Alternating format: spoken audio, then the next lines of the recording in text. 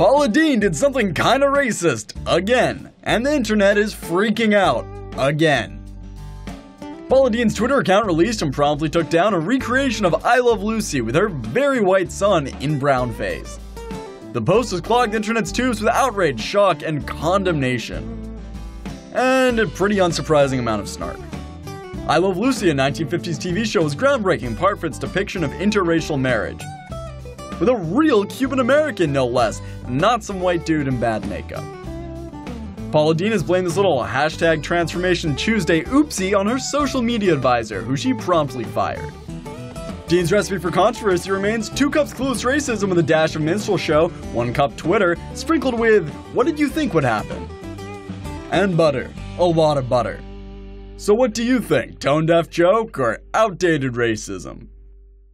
Leave an insightful comment on TomoNews.net and you could win up to $500 every month.